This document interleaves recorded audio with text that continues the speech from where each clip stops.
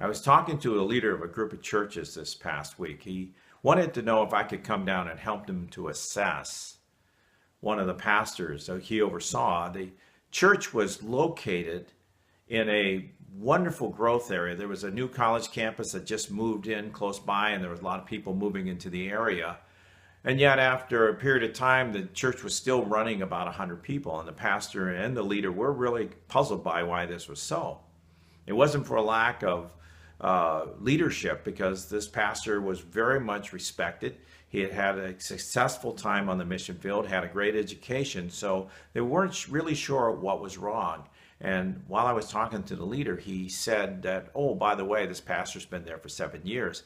And I knew immediately what the problem was. It's a human characteristic that many of us have, and you see this in a lot of churches that aren't growing. It's not so much that there is something wrong with the church, it's just that we're thinking that we have more time, that we have certain things that we have to get done before we could get on to growing the church. And maybe those things include, I need more education so that I know what I'm doing, or get some more training, or I need to raise up better leaders, or get my congregation prepared. Maybe we need to start some new programs and get them perfected before we invite more people into it. Whatever it is, we set out time periods like it's going to take a year or a couple of years before we're ready. But when we get to the end of that time period, we discover that there are more things that we need to get ready. In fact, they've doubled.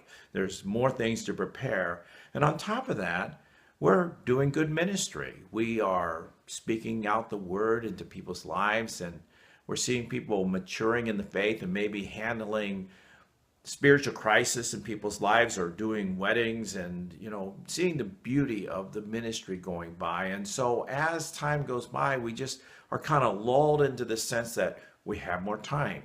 We can wait.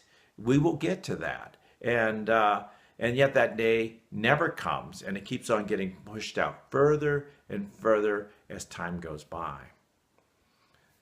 This is why part of what we are dealing with in church renewal and church growth is not because the church is small. The church can be small and very healthy.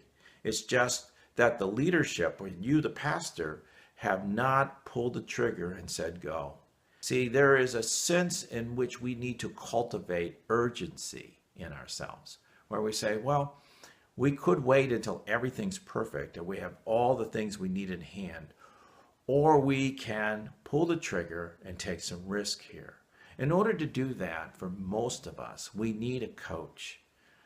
Now, what I mean by coach is somebody who stands outside of the situation, who's willing to work with us as we develop the goals that we want to accomplish, and then hold us accountable to actually do them.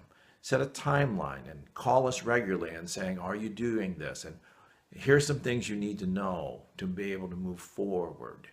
And this is what we do at Church Equippers. We help pastors and leaders of churches, essentially find where they want to go and pull the trigger to go on and to actually do the thing that they desire to do. Let me encourage you that, if you're leading a church and you say, well, we really need to be going, and I've just been kind of drifting along, let me encourage you to go out and find a coach. You can contact us through our website, www.churchequippers.com. We'd love to help you. And if not us, find someone who's going to move you forward so that you don't find out a year from now you're still where you were today.